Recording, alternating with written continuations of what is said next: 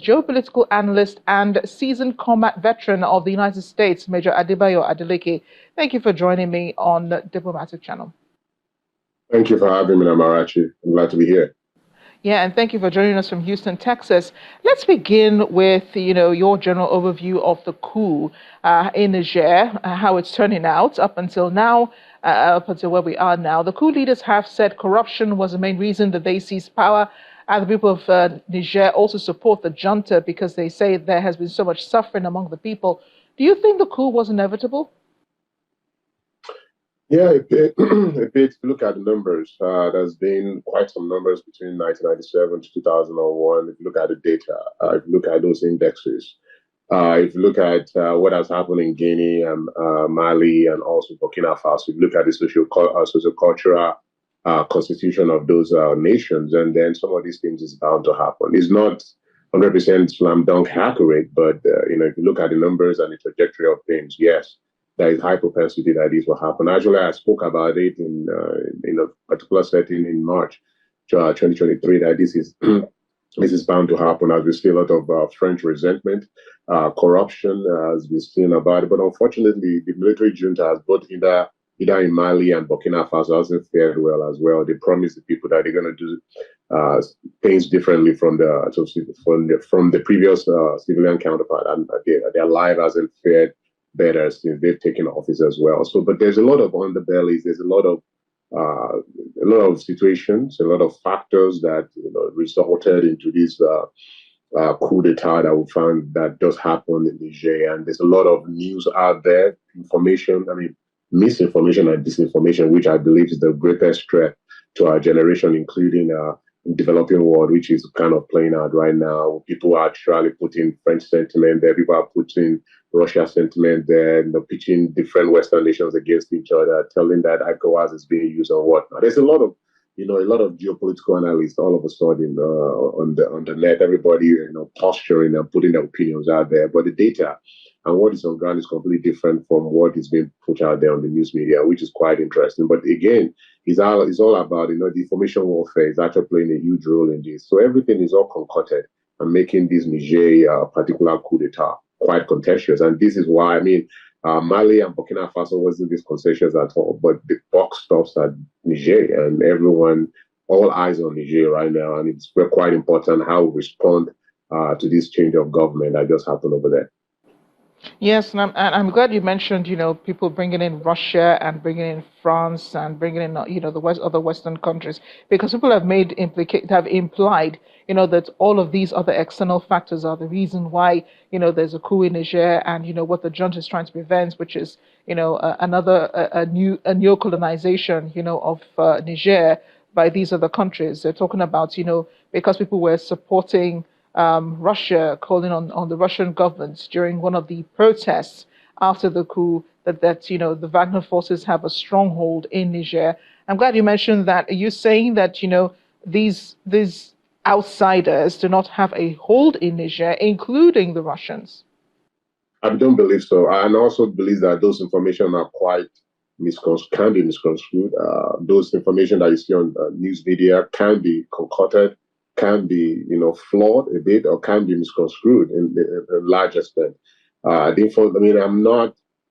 For my position, I only have some little intel of what I've gathered so far and what I know of true. But what you see on news media is absolutely not true. And for ECOWAS to consider using of force, they have certain level of intel that's not available to the public. So you have to trust them at that particular point in time that these guys, they know exactly what they are doing, and they've considered all ramifications before actually putting the use of force, if that is what they're actually communicating. Because hopefully we can actually discuss that about what it means by the use of military intervention, because the use of military intervention has been used loosely in this whole construct that you see across news media. What does military intervention means in essence, and what is the interpretation of military intervention is to the military junta and all those things.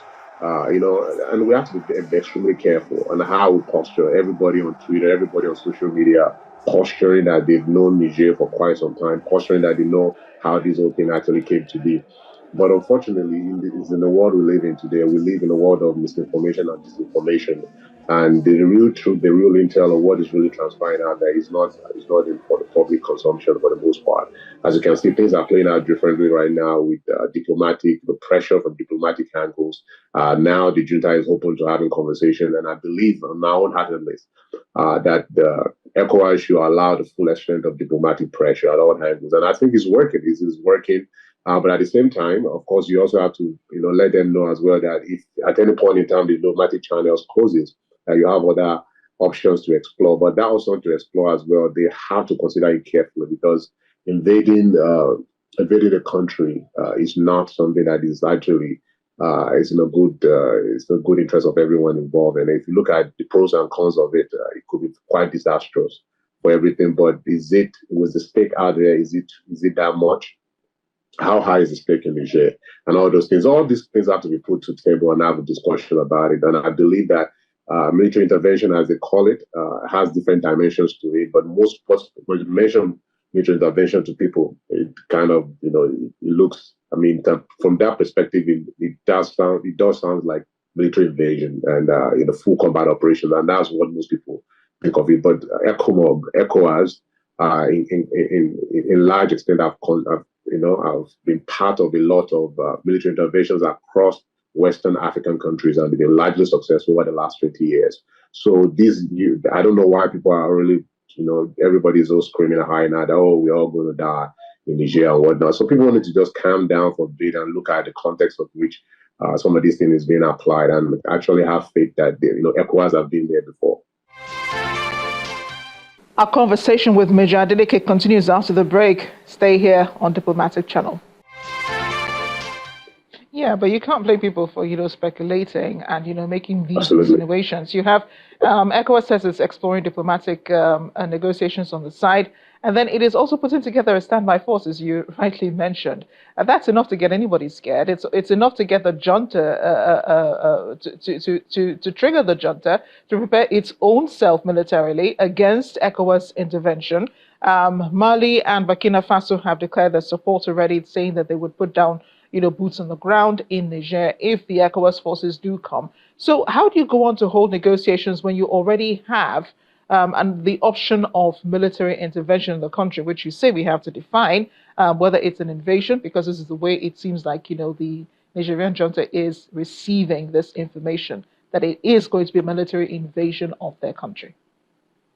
Unfortunately, in the West African nations, we are not really skilled in these status that we find ourselves. Over the course of time, we've always resorted to different methodologies. But this one is quite different because democratic institutions across the sub-Sahara, Sahel to be precise, is really being the question. And in essence, that these folks, you have to have options like that. Unfortunately, it is what it is at this particular point in time. And for example, for them to actually resort into putting that option on the table, then you have to think about what kind of intel are they exposed to, and what are they getting? What are the intel? What are the intel platforms that they are using to gather this information? Are they telling them? Because ideally, you shouldn't be negotiating using diplomatic channels and also be talking about military options at the same time. But there has to be something because it's quite conflicting a bit. Actually, it's not a bit, a lot. But again, you have to also look at it in context like, okay, for me, it really doesn't make sense. Okay, if you don't resolve this thing diplomatically, and then you kind of forces yourself in, it does what the intention of military invasion or military intervention means, and then you bring in the old president in, and it's not gonna now he's gonna preside over a divided government, and that in itself is extremely problematic. Even you're gonna create more problems than they actually encounter in the first place. So I ultimately believe that the diplomatic measure is the best option over here. Using military option is going to kind of destabilize the region, not only Nigeria included, and other West African nations, because every resources will be actually pulled into this fight. And I think they've considered this. Again, is always, whoever is going to call each other's bluff. But again, both sides have to step aside and let them peel back the onions a bit and re-engage. But I don't think that is actually happening over here. But again, we have to trust ECOMOG, and I keep saying ECOMOG because those are the old terminology. ECOWAS to say that they know exactly what they're doing because they have a track record of doing so, and hopefully this one will not be different from what they've engaged in the past. Yeah, but depending on what has happened in the past, do you think that ECOWAS has the capability to carry out a military intervention at this time? And when you also look at the timeline of ECOWAS response, it seems like everything has gone really fast. They moved straight on from announcing sanctions to announcing military intervention to holding meetings with chiefs of defense staff to going ahead to put together a standby force and saying that they have D-Day in mind. Yeah, that's quite shocking for me because again, I said earlier that we're not really skilled in this diplomatic effort in this part of the hemisphere, and if we are, we know that some of these things are actually missteps on our part. I mean, I'm not saying that every step that ECOWAS has taken so far has been good, but I'm just saying that I understand why they took that step, but at the same time, it's not the most preferred step. If you do a military invasion right now, I don't think any forces in the West African nation is equipped to do this.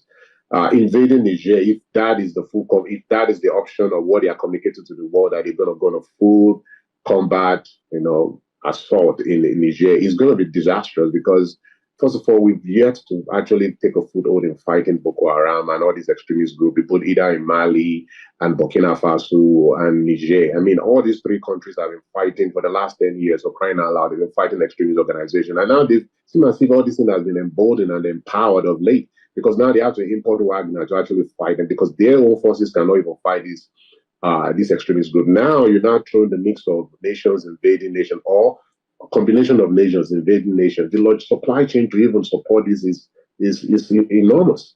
And how do you? I mean, you have the longer the supply chain, the more susceptible you are. Finally, the Nigerian government, or the Nigerian junta, I should say, has announced a promised return to civilian rule within 3 years. How should that impact ECOWAS' decision now? I don't know because I don't think we have a track record of returning to military or civilian junta. I mean, we have some statistics that have been quite successful, and we have some statistics that have not been so successful as well. So, from what the military junta so far, the hands they've shown so far, has it been in good faith? Can this particularly lead to 3 years? But why 3 years? What does it? Why does it have to take that long? I mean, it's not like they've been ruling for quite some time, and then the military junta has been ruling for quite some time. That's going to take about 72 months or so like that to actually transition. They actually took over less than 60 days of a civilian government. And then I don't think it shouldn't take that long to return them back to the military government. And what is it going to change? I mean, maybe so this 3 years of timetable is quite disingenuous on my part because what else is going to be happening in 3 years? The same corruption that they're saying that that's the reason why they took over the government, the same corruption that has been perpetuated with these 3 years as well. So for me, from my perspective, at least from my opinion, as well, it doesn't make sense and it's quite disingenuous. So, how should ECOWAS respond? I believe they need to kind of pull back and actually, they need to have more realistic goals and realistic timetable. 3 years doesn't make sense. Why does it have to take 3 years? I think ECOWAS needs to call their bluff on this. Well, we'll see how that turns out. Thank you so much, Major Adeleke, for speaking with us on Diplomatic Channel. Thank you so much, Marachi, for having me.